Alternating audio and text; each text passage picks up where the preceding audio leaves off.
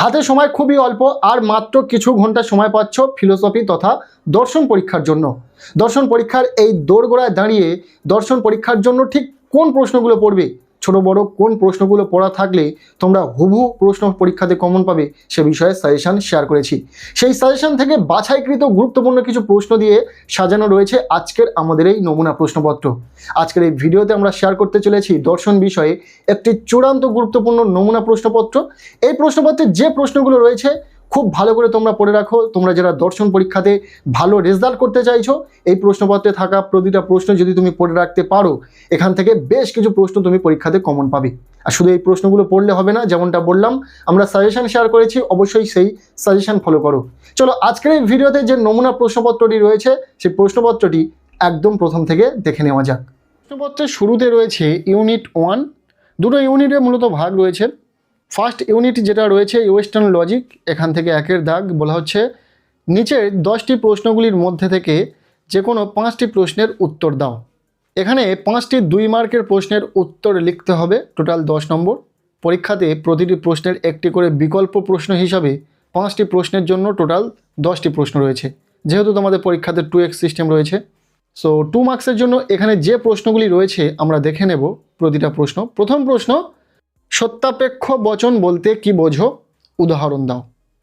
দ্বিতীয় প্রশ্ন, নিভীষণ দৃষ্টান্ত কাকে বলে, সংযৌগিক বচন কখন সত্য হয়। ইম্পর্টেন্ট প্রশ্ন। এরপর নাম্বার সি দাগের প্রশ্ন, নিবেশন দৃষ্টান্ত কাকে বলে, উদাহরণ দাও। 4 নম্বর প্রশ্ন অর্থাৎ ডি দাগের প্রশ্ন, অস্তিত্বমূলক দোষ কাকে বলে। ই দাগের প্রশ্ন, একটি দ্বিপ্রাকল্পিক বচন কখন সত্য হয় এবং কখন মিথ্যা হয়ে থাকে। এই প্রশ্নটি ভীষণ গুরুত্বপূর্ণ, খুব ভালো করে পড়বে। পরের প্রশ্ন, ও নিরপেক্ষ বচনের বুলীয় ব্যাখ্যা কী। নেক্সট, এস উদ্দেশ্য এবং পি বিধেয়যুক্ত এ এবং ও বচনের বুলীয় ভাষ্য উল্লেখ করো।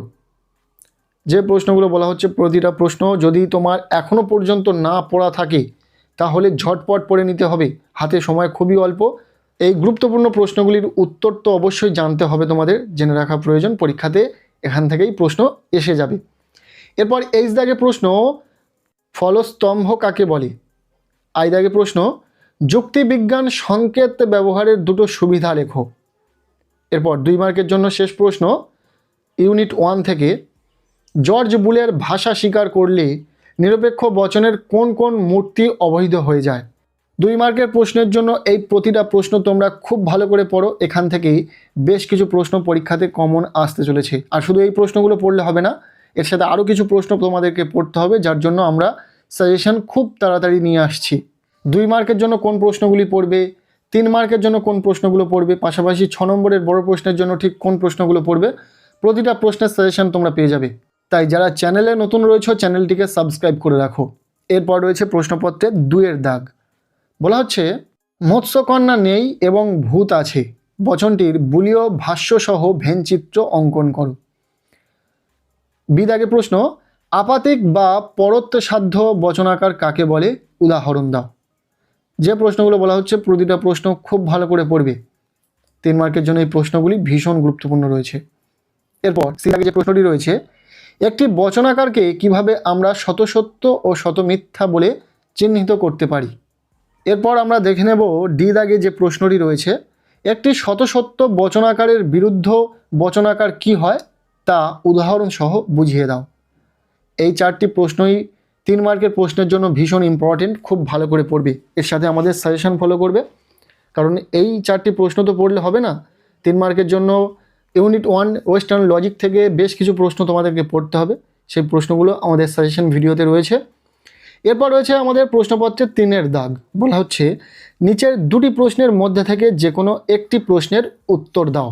এখানে রয়েছে 6 মার্কের প্রশ্ন, 2টি প্রশ্ন পরীক্ষাতে পাবে, যে কোনো একটি প্রশ্নের উত্তর তোমাদেরকে লিখতে হবে। 6 মার্কের জন্য এখানে যে 2টি প্রশ্ন রয়েছে, এই 2টি প্রশ্ন যদি তোমার এখনও পর্যন্ত না পড়া থাকে তাহলে এখনই এই 2টি প্রশ্ন পড়ে নাও, কেননা এই 2টি প্রশ্নের মধ্যে থেকে একটি প্রশ্ন তোমরা পরীক্ষাতে 100% কমন পেতে চলেছো, কথাটা মিলিয়ে নিও। কাজেই এই 2টি প্রশ্ন খুব ভালো করে পড়ে নাও, যদি এখনও পর্যন্ত না পড়া থেকে থাকে। প্রশ্ন দুটি কি কি দেখে নাও। প্রথম প্রশ্ন, বৈজ্ঞানিক আরোহ অনুমান বলতে কি বোঝো? এই অনুমানের 3টি গুরুত্বপূর্ণ বৈশিষ্ট্য উল্লেখ করো। ইম্পর্টেন্ট প্রশ্ন। এরপর বিদাগের প্রশ্ন, মিলের অন্যই ব্যতিরেকী পদ্ধতিটি ব্যাখ্যা করো। এই পদ্ধতির সুবিধা ও অসুবিধা উল্লেখ করো। এর সংজ্ঞা, আকার, দৃষ্টান্ত, দুটি সুবিধা দুটি অসুবিধা দেখে রাখবে। পরীক্ষাতে কিন্তু এই দুটি প্রশ্নের মধ্যে থেকে হুবহু একটি প্রশ্ন কমন পাবে এবং যেখানে রয়েছে 6 নম্বর। এরপর রয়েছে প্রশ্নপত্রে ইউনিট 2 কন্টেম্পোরারি ইন্ডিয়ান থট। প্রশ্নপত্রে ইউনিট 2 1 দাগ থেকে বলা হচ্ছে নিচের 4টি প্রশ্নের মধ্যে থেকে যে কোনো 2টি প্রশ্নের উত্তর দাও। এখানে রয়েছে 3 মার্কের প্রশ্ন, 2টি প্রশ্নের উত্তর লিখতে হবে, টোটাল 6 নম্বর। ইউনিট 2 থেকে 2 মার্কের প্রশ্নের জন্য যে প্রশ্নগুলি গুরুত্বপূর্ণ রয়েছে, প্রথম প্রশ্ন, সর্বোদয় সম্পর্কে গান্ধীজির বক্তব্য কী? ইম্পর্টেন্ট প্রশ্ন। এরপর বিদাগে প্রশ্ন, রবীন্দ্রনাথের মানবতাবাদী ভাবনার কয়েকটি উৎস উল্লেখ করো। এরপর সিদাগে প্রশ্ন, মানবতাবাদ কি? রবীন্দ্রনাথের দৃষ্টিভঙ্গিতে বিশ্ব মানবতাবাদের তাৎপর্য ব্যাখ্যা করো। এরপর 3 মার্কের জন্য ইউনিট 2 থেকে শেষ প্রশ্ন, ডি দাগে, মুক্তি বলতে স্বামীজি কি বুঝিয়েছেন? এই 3 মার্কের প্রশ্নগুলি খুব ভালো করে পড়ো। এর সাথে আরও কিছু প্রশ্ন পড়লেই তোমাদের সমস্ত প্রশ্ন পড়া কমপ্লিট হবে। যে প্রশ্নগুলো তোমার পড়া থাকলে তোমরা হুবহু পরীক্ষাতে কমন পাবে। সেই সাজেশন আসছে, খুব তাড়াতাড়ি দেখে নেবে। আর আমরা যেমনটা বলে থাকি, শুধু সাজেশন ভিডিও দেখলে হবে না, ভিডিওতে বলা প্রতিটা প্রশ্ন তোমাদেরকে খুব ভালো করে পড়তে হবে।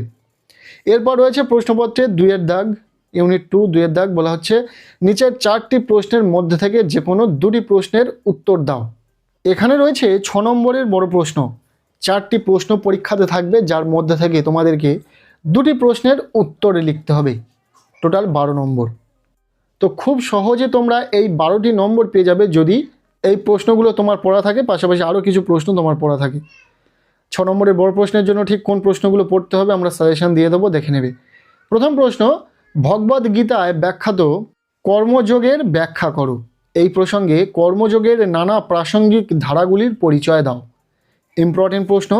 এরপর বিদাগে প্রশ্ন, গান্ধীজির অহিংসা নীতির মূল বৈশিষ্ট্যগুলি আলোচনা করো। এই প্রশ্নটিও অত্যন্ত গুরুত্বপূর্ণ প্রশ্ন। এরপর সিদাগে প্রশ্ন, মানবতার ব্যাখ্যায় রবীন্দ্রনাথ কিভাবে জীবসত্তা ও মানব সত্তার মধ্যে পার্থক্য করেছেন তা আলোচনা করো। এরপর ডি দাগের প্রশ্ন অর্থাৎ শেষ প্রশ্ন, অহিংসা শব্দটিকে গান্ধীজি কোন কোন অর্থে ব্যাখ্যা করেছেন তা আলোচনা করো।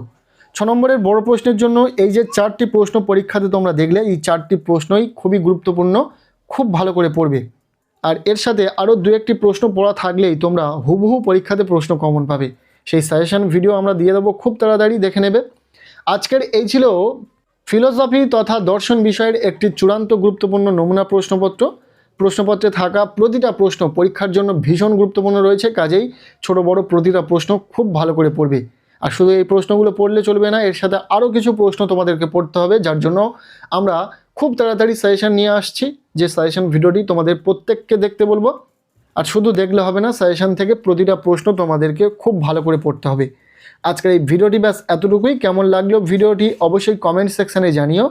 ভিডিওটি ভালো লেগে থাকলে লাইক করে দাও। আমাদের এই চ্যানেলে নতুন হলে চ্যানেলটিকে সাবস্ক্রাইব করে রাখো। আর পারলে ভিডিওটি বন্ধুদের সাথে প্রচুর শেয়ার করে দাও। প্রত্যেকের দর্শন বিষয়ের পরীক্ষা খুব ভালো হোক, সবার জন্য শুভ কামনা রইল।